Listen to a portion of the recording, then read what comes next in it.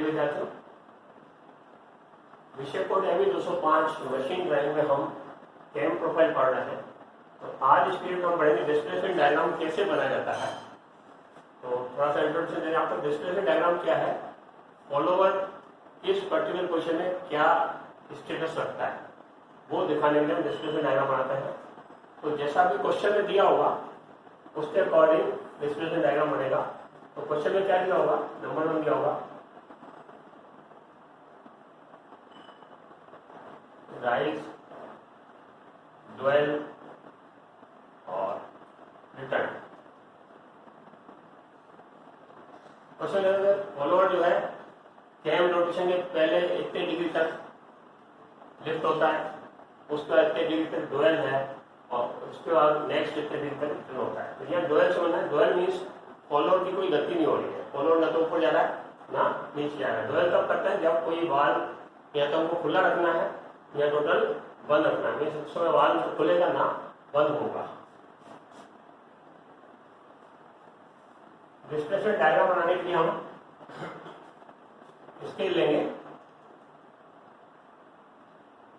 1 mm बराबर 1 degree और 1 mm बराबर 1 mm। एक्स अक्ष पे तो ये लेंगे 1 mm बराबर 1 डिग्री और वाई अक्ष पे 1 mm बराबर 1 mm।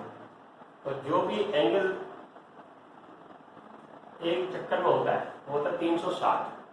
360 mm की लाइन खींचेंगे। मान लीजिए लिफ्ट फॉलोअर की 25, 30 या 20 जो भी डिग्री है उसकी लिफ्ट यहाँ पे ले लेंगे और ये रेक्टेंगल बना देंगे। अब हम इस 360 डिग्री को डिवाइड करेंगे जो जो एंगल दिए हुए हैं।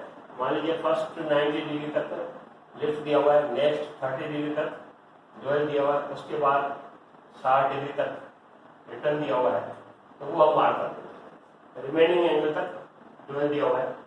ये जितने भी एंगल दिए हुए हैं वो हम θ1, θ2 और θ3 यहाँ मार्क करते हैं और रिमेनिंग एंगल यहाँ तक आ जाएगा। जो फॉलोअर की लिफ्ट दी हुई है वो हम ऊपर ले लेंगे और ये रेक्टेंगल बना देंगे। अब हम यहाँ से परपेंडिकुलर लाइंस खींचेंगे। अब क्या करना है हमको, जो फर्स्ट एंगल है राइज का और लास्ट वाला एंगल रिटर्न का, इसको समान रूप से 12 भाग में या 8 भाग में बांटना है। मान लीजिए 8 भाग बांटना हो तो ये 2 भाग हो गए, ये 4 हो गए और ये 8 भाग हो गए। तो इसको भी 8 भाग में बांटेंगे, ये 4 हो गए और ये 8 हो गए। अब गति क्या दी हुई है फॉलोअर की, गति हो सकती है ए यूनिफॉर्म वेलोसिटी। पहले हम यूनिफॉर्म वेलोसिटी पे डिस्प्लेसमेंट डायग्राम कैसे बने तो सोचते हैं। राइज, ड्वेल और रिटर्न, इसके तीनों एंगल हमने मार्क कर दिए। राइज और रिटर्न में जो एंगल उसको 8 भागों पर बांट दिया। इसकी नंबरिंग करेंगे 0, 1, 2, 3, 4, 5, 6, 7, 8 और यहाँ पे जो नंबरिंग होगी वो उल्टी होगी। 8, 7, 6, 5, 4, 3, 2, 1, 0। इसको ऐसा समझते हैं कि जैसे हम ग्राउंड फ्लोर से फर्स्ट फ्लोर जा रहे हैं तो मान लीजिए 20 या 21 स्टेप है। पहले हम पहला स्टेप चढ़ेंगे, फिर दूसरा चढ़ेंगे, लास्ट में 21 में पहुंचेंगे। जब लौटेंगे तो 21 पहले आएगा, फिर 20 आएगा, लास्ट में 15। इसी तरह 0 से लेकर 8 तक, बाद में 8 से लेकर 0 तक ये नंबरिंग करनी है। अब यदि यूनिफॉर्म वेलोसिटी है तो इस पॉइंट को इस पॉइंट से मिला देंगे और रिटर्न में इसको इससे मिला देंगे। अब ये जो लाइन है ये वर्टिकल लाइन को जहां जहां काट रही है वहां 1 dash, 2 dash, 3 dash, 4 dash, 5 dash, 6 dash, 7 dash और 8 डैश मार्क करेंगे। और रिटर्न वाली लाइन जहां जहां वर्टिकल लाइंस को काट रही है 8 double dash, 7 double dash, 6 double dash, 5 double dash, 4 double dash, 3 double dash, 2 double dash, 1 double dash, इस तरह से मार्क करेंगे। तो ये जो फॉलोअर का लिफ्ट है वो एक्चुअली 1 डैश क्या है, इतने पर्टिकुलर डिग्री पे फॉलोअर का उठेगा। ये डिस्प्लेसमेंट डायग्राम है यदि यूनिफॉर्म वेलोसिटी है। दूसरे केस में यदि फॉलोअर की गति यूनिफॉर्म वेलोसिटी की जगह सिंपल हार्मोनिक मोशन, सरल आवर्त गति, तो डायग्राम कैसे बनेगा इसको हम समझते हैं। स्केल वैसे ही लेंगे जैसे पहले लिया है।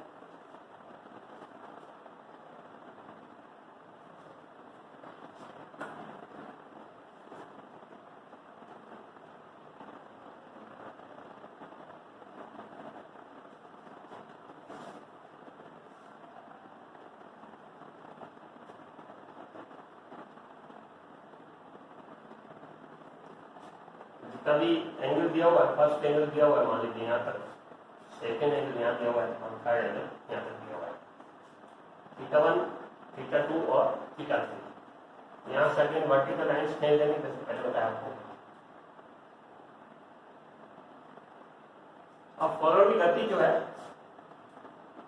वो है सिंपल हार्मोनिक मोशन।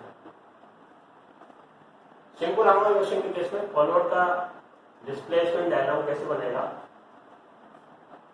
पहले हम इनके भाग कर लेंगे, 12 भाग या 8 भाग जो कन्वीनियंट हो वो कर दीजिए, हल्की हल्की लाइनें फेस करके। राइज और रिटर्न के 8-8 या 12-12 भाग करते हैं।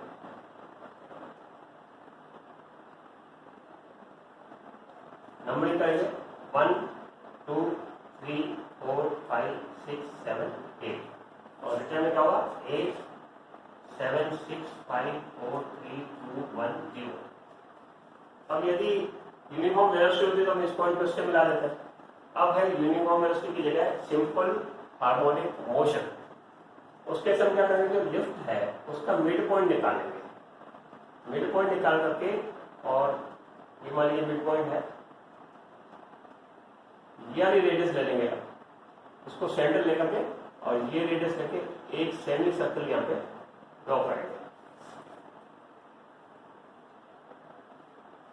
ये मिड पॉइंट है और ये रेडियस लेंगे और एक अर्ध यहाँ पे ड्रॉ करेंगे। अब इस सेमी सर्कल को भी उतने ही भाग में बांटना है जितने भाग ये है। अगर ये 12 है तो इसको 12 में बांटना है, अगर ये 8 भाग है तो इसको भी 8 भाग में बांटना है।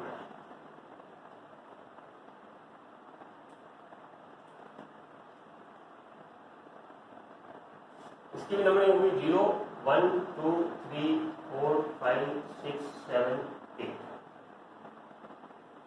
अब हमको देखना प्रश्न में क्या दिया है, फॉलोअर की गति जो है आउटवर्ड स्ट्रोक में और रिटर्न स्ट्रोक में दोनों में सिंपल हार्मोनिक मोशन है, या केवल आउटवर्ड में सिंपल हार्मोनिक मोशन है और रिटर्न में यूनिफॉर्म वेलोसिटी हो सकती है। तो जैसा भी क्वेश्चन आए, मान लीजिए दोनों स्ट्रोक में एसएचएम है, तो हमने क्या किया, सेमी सर्कल यहाँ पे बना दिया इसके मिड पॉइंट पे और पॉइंट मार्क कर लिया। अब क्या करना है, हमको 1 पॉइंट को 1 तक ले जाना है और यहाँ 1 डैश लिखना है। 2 पॉइंट को 2 तक ले जाना है, ये 2 डैश हो जाएगा। 3 पॉइंट को 3 तक ले जाना तो 3 डैश हो जाएगा। 4 पॉइंट को 4 तक ले जाना, ये 4 डैश हो जाएगा। 5 पॉइंट को 5 तक ले जाना, ये 5 डैश हो जाएगा। 6 पॉइंट को 6 तक ले जाना, 6 डैश हो जाएगा। 7 पॉइंट को 7 तक ले जाना, 7 डैश हो जाएगा और 8 पॉइंट का ये 8 डैश हो जाएगा। रिटर्न की अगर एसएचएम है तो अगेन एक डबल डैश यहाँ जाएगा और 7 वाले पॉइंट को यहाँ ले जाएंगे और ये 7 डबल डैश हो जाएगा। 6 वाले पॉइंट को यहाँ तक ले जाएंगे, 6 डबल डैश हो जाएगा। 5 वाले पॉइंट को यहाँ ले जाएंगे, 5 डबल डैश हो जाएगा। 4 वाले पॉइंट को यहाँ ले जाएंगे, 4 डबल डैश हो जाएगा। 3 वाले पॉइंट को 3 तक ले जाएंगे, 3 डबल डैश हो जाएगा। 2 वाले पॉइंट को 2 वाली लाइन तक ले जाएंगे, 2 डबल डैश। 1 वाले पॉइंट को 1 वाले 1 डबल डैश। तो ये डिस्प्लेसमेंट डायग्राम हो गया सिंपल हार्मोनिक मोशन। तीसरा केस है डिस्प्लेसमेंट में, वो है uniform acceleration and retardation. Uniform acceleration and retardation. मान लीजिए प्रश्न में कहता है कि फलों की गति जो है यूनिफॉर्म एक्सीलरेशन एंड रिटार्डेशन है, उस केस में डिस्प्लेसमेंट डायग्राम कैसे बनेगा। उसी तरीके से पैमाना ले लेंगे। एक्स एक्सिस पे हम 360 डिग्री एक ही जगह पे वाई एक्सप्रेस की लेफ्ट ले लेंगे।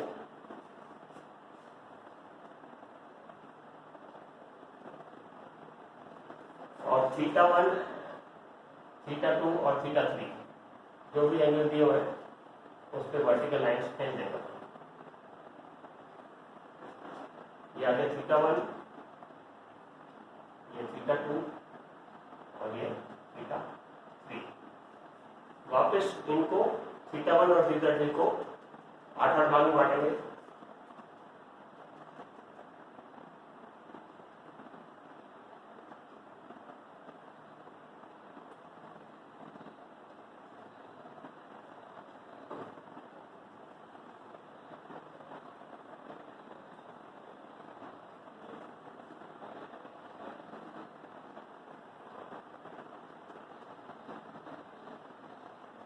जीरो 1 2 3 4 5 6 7 8।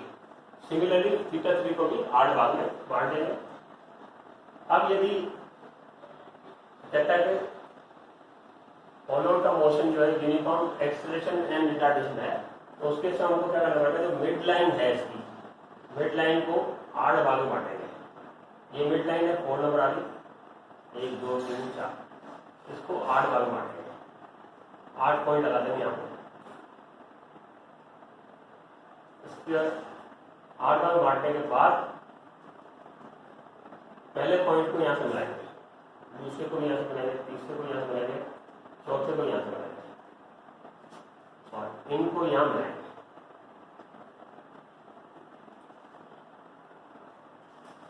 अब ये 1 1 डैश 2 2 डैश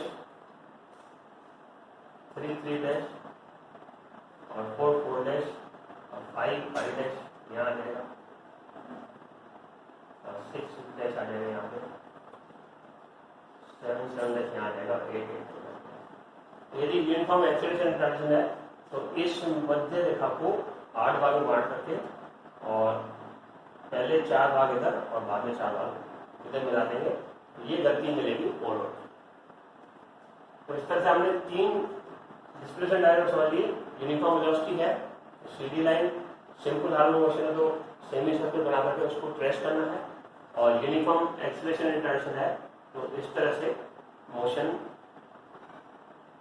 फॉरवर्ड की आएगी। कैम प्रोफाइल बनाते समय ये डायग्राम हमको काम आएगा।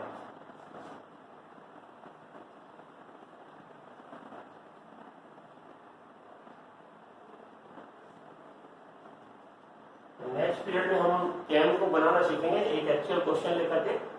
आपको एक चीज यहाँ बताना चाहूंगा कि यदि जिसमें आप बताया कि इसके 8 भाग करने हैं, तो किसी भी लाइन के 8 10 7 5 15 जितने भाग करने हैं, तो फर्स्ट ईयर में आपको क्या होगा उसका तरीका बताता है। मान लीजिए ये जो कोई लाइन है उसकी कितनी भी लंबाई हो सकती है, उसको 8 भाग में या 12 भाग में बांटना है। तो नाप करके नहीं बांटेंगे, हम क्या करेंगे, इस लाइन से किसी भी एंगल पर दूसरी लाइन खींचेंगे किसी भी लंबाई की, और डिवाइडर खोल लेंगे अपनी इच्छा से अप्रोक्सीमेट कितना भी, और डिवाइडर से यूँ घुमाते जाएंगे और ऐसे 8 पॉइंट अपन ले लेंगे डिवाइडर से, 1 2 3 4 5 6 7 8। तो जो लास्ट पॉइंट है उसको इससे मिला देंगे और इन बिंदु से इसके समांतर रेखा खींचेंगे इस तरीके से।